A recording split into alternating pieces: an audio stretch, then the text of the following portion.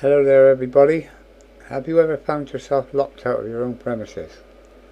Well, last night I went for a walk with the dog.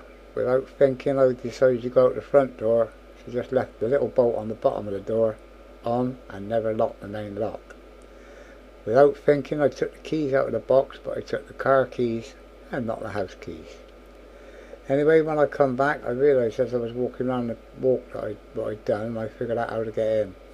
When I come back, I had to get into my shed, which was easy enough. I had 2 axes and a piece of wood from the barbie area. Thank God that middle lock wasn't locked. I just held the handle down and put that big piece of wood in the top and forced the door. At the top, at this point, the door forced in. I got the wood in there. And then with it in its whole length, I managed to put the axe in just below it and keep jerking the door more and more open until the wood dropped lower and lower. The door now is being used as a lever on that bolt at the bottom, and the axe is being used as another lever to lever the first lever, if you know what I mean. And that means you're going to put a hell of a lot of force on that little pin at the bottom, which is held in by 2 screws. Anyway, I got tired. I could only go so far down with the axe and I couldn't get it in anymore, so I thought I'd have a break, and I went over to the little red van, my camper, and put the kettle on. And as I was making the tea, I realised I had a crowbar in the back of the van which I'd brought home from the boat. I took it down to do a special job, so thank God I left the kettle on, nearly burnt it out. But having the crowbar now was a damn sight easier to get it in the last bit down and lever it so that wood dropped right down till I got to the point where the door just popped open.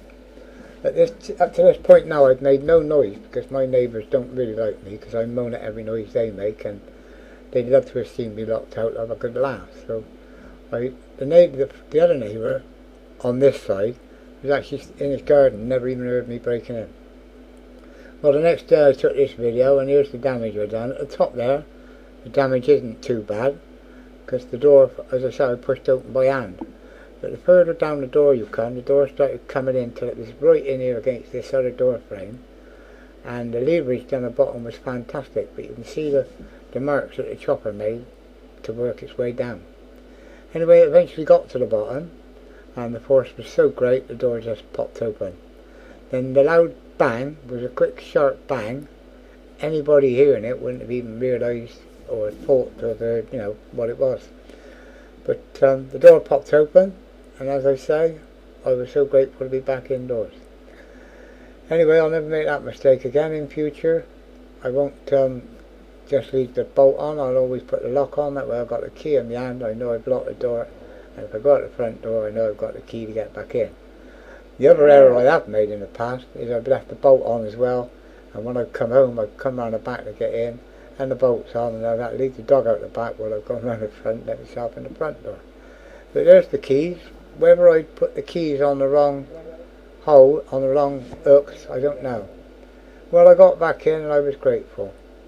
Thanks for watching. Hope this helps somebody else somehow. It shows you how easy and how quietly you can get in. Don't tell the crooks, they might take advantage. Pele The Wrist out for now.